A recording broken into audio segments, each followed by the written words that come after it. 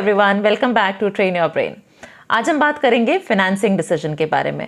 हम financial management के बारे में बात कर चुके हैं। फाइनेंशियल मैनेजमेंट में हमने 3 इंपॉर्टेंट डिसीजंस के बारे में बात करी थी। Different decision we have covered and in this lecture we are going to talk about financing decision. ठीक है, तो जो फाइनेंशियल मैनेजर होता है उसको फाइनेंसिंग डिसीजन करना भी बहुत इंपॉर्टेंट है और आज हम फाइनेंसिंग डिसीजन के बारे में ही डेप्थ में पढ़ने वाले हैं।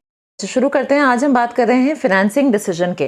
पिछले वीडियो में हमने डिफरेंट डिसीजन की बात करी थी। फाइनेंसिंग डिसीजन है क्या? Quantum of finance to be raised from various long term sources. मतलब कि आपको कितना अमाउंट, क्वांटम का यहाँ पे मतलब है अमाउंट से, हमें कितना पैसा रेज करना है, कहाँ से लेंगे? Long term sources. जो हमारे लॉन्ग टर्म सोर्सेज हैं उनसे हमें कितना कितना पैसा लेना है। आपको शायद याद होगा, मैंने आपको बताया भी था कि 3 तरह के डिसीजन होते हैं, इन्वेस्टमेंट, फाइनेंसिंग और डिविडेंड। तो इस समय हम जो सेकंड वाला डिसीजन है उसकी बात कर रहे हैं।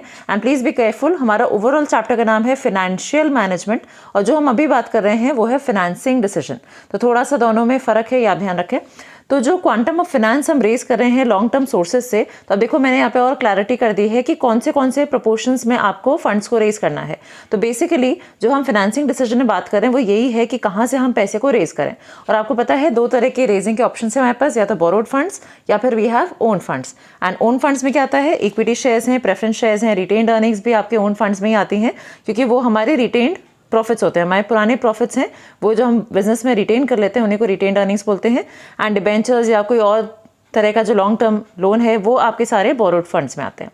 अब बोरोड फंड्स और ओन फंड्स में थोड़ा सा और समझ लीजिए। बोरोड फंड्स क्या होता है? यहाँ पे हमें इंटरेस्ट पे करना होता है। मैंने यहाँ पे लिख भी दिया है।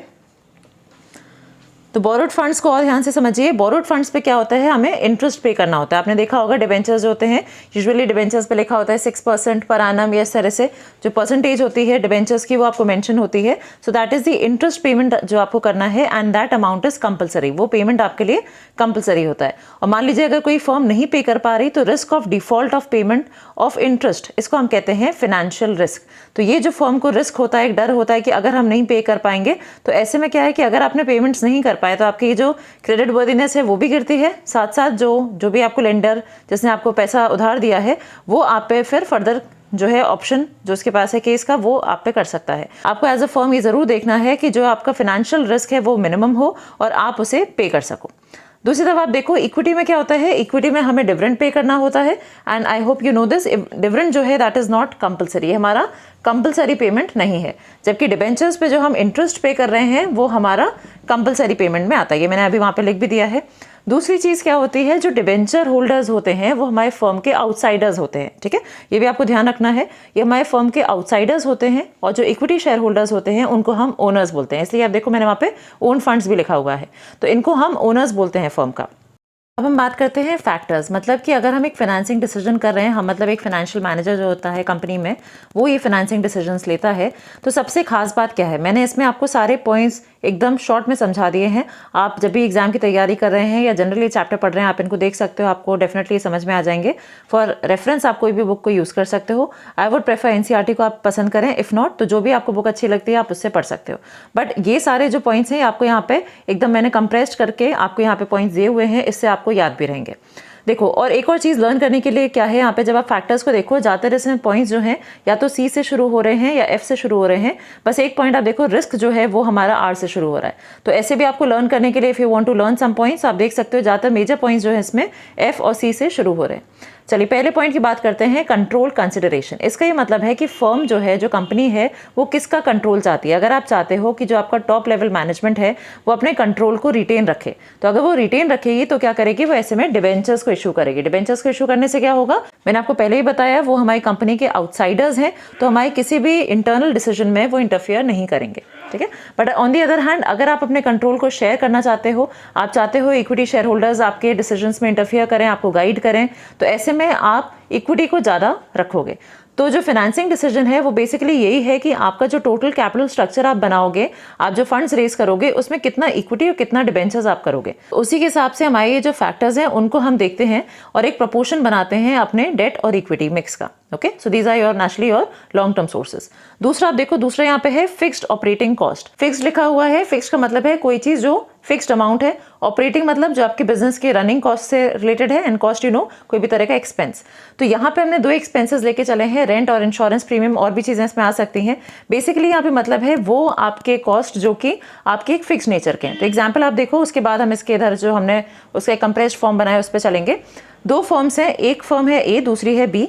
ए फर्म ने क्या किया, 20,000 का उसका फिक्स्ड ऑपरेटिंग कॉस्ट आया, और जो दूसरी फर्म है उसका 5,000 का फिक्स्ड ऑपरेटिंग कॉस्ट है। इसका मतलब क्या है कि जो ए फर्म है उस पर एफओसी ज़्यादा है और जो बी फर्म है उसका एफओसी कम है। ठीक है, तो ये दोनों आपके पेमेंट्स हैं। अब किसी फर्म का ऑलरेडी बहुत ज़्यादा पेमेंट है तो ऐसे में उसे क्या करना चाहिए, अगर उसे और फंड्स चाहिए तो उसको इक्विटी करना चाहिए। क्यों करना चाहिए, क्योंकि वो अगर उसने डिबेंचर्स लिए होते, तो आप देखो अगर उसने डिबेंचर्स लिए होते तो उसको ये पेमेंट भी करना है और साथ में उसे डिबेंचर्स पे इंटरेस्ट का भी पेमेंट करना है, तो डबल पेमेंट हो जाता। एंड नॉट वेरी श्योर, क्योंकि बिजनेस जो है वो बहुत ही ऐसे डायनामिक इन्वायरमेंट में ऑपरेट करता है, ज़रूरी नहीं है कि आपके पास सारे पेमेंट्स के जो पैसे हैं वो आपके पास अवेलेबल हो। तो वाइबल क्या रहेगा कि अगर आपके पास एफओसी ज़्यादा है तो ऐसे में आप इक्विटी से मनी को रेस करो।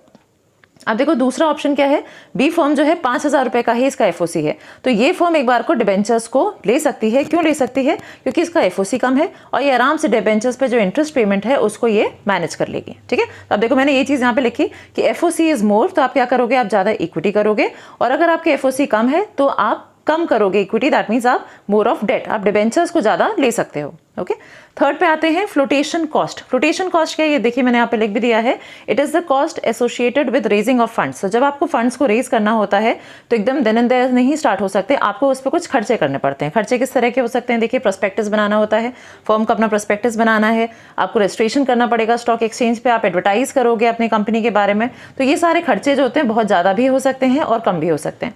अगेन सिमिलर एग्जाम्पल आप ले सकते हो, अगर किसी फर्म की एफसी बहुत ज़्यादा जा रही है तो उसको ऐसे में डिबेंचर्स करने चाहिए। ऐसा क्यों होना चाहिए, ऑलरेडी आपकी फ्लोटेशन कॉस्ट ज़्यादा है, और अगर फ्लोटेशन कॉस्ट ज़्यादा होगी और ये भी पॉसिबल है कि आपने ऑलरेडी इतना सारा खर्चा कर लिया, उसके बाद भी किसी शेयर होल्डर ने आपके शेयर्स को सब्सक्राइब नहीं करा, आपका खर्चा भी हो गया प्लस आपके शेयर्स में भी सब्सक्रिप्शन नहीं आया, तो वो सारा आपका वेस्ट हो जाता है। तो इसलिए आप देखते हो कि अगर एफसी कम है तो आप एक बार को इक्विटी का चांस ले सकते हो। ठीक है, तो फ्लोटेशन कॉस्ट है क्या, जो आप फंड्स को रेज कर रहे हो, यूजुअली इक्विटी को हम रेफर करते हैं। तो अगर इक्विटी को रेज करने की कॉस्ट बहुत ज़्यादा है तो आप ऐसे में इक्विटी नहीं करते हो, आप डिबेंचर्स से रेज करते हो, because you are not very sure that people will subscribe to your shares और नॉट। ओके, अगले 2 हैं, ये ऑलमोस्ट सिमिलर हैं, रिस्क और कॉस्ट। ये दोनों एक एक लाइन के ही यहाँ पे लिखे हुए हैं, बुक में आपको उसका और डिटेल मैटर मिल जाएगा, मैं आपको एकदम शॉर्ट में समझा रही हूँ।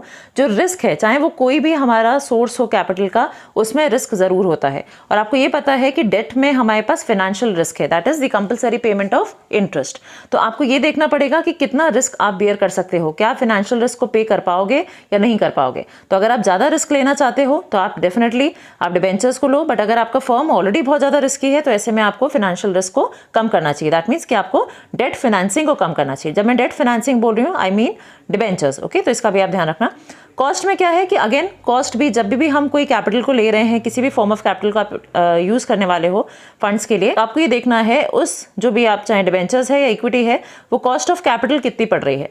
तो यूजुअली क्या होता है, डिबेंचर्स पे इंटरेस्ट हम पे करते हैं जो कि हमारे लिए टैक्स डिडक्शन हमें उस पर मिलता है यूजुअली फर्म्स को, तो उस हिसाब से ये आपके लिए ठीक है, बट इसमें भी कॉस्ट है। कॉस्ट अगेन क्या है कि आपको रेगुलर पेमेंट करना होगा। तो as a firm you have to decide कि आपको कितना डिबेंचर्स और कितना आपको इक्विटी रखना है। 2 और पॉइंट्स आते हैं, that is cash flow position और state of capital market.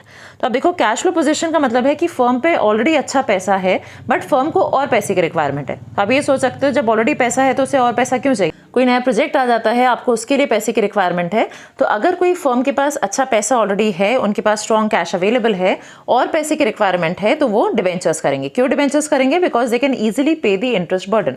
But अगर कोई फर्म पे ज़्यादा अच्छा कैश अवेलेबल नहीं है, they do not have access of या सरप्लस कैश नहीं है उनके पास, सब ऑलरेडी प्लान्ड है उनका, तो ऐसे में हम कह रहे हैं कि उनके पास कम है कैश, तो वो क्या करेंगे, वो इक्विटी से पैसे को रेज करेंगे। क्यों, बिकॉज इक्विटी पे अगर उन्हें डिविडेंड पे करना है वो आपको पता है दैट इज नॉट कंपलसरी।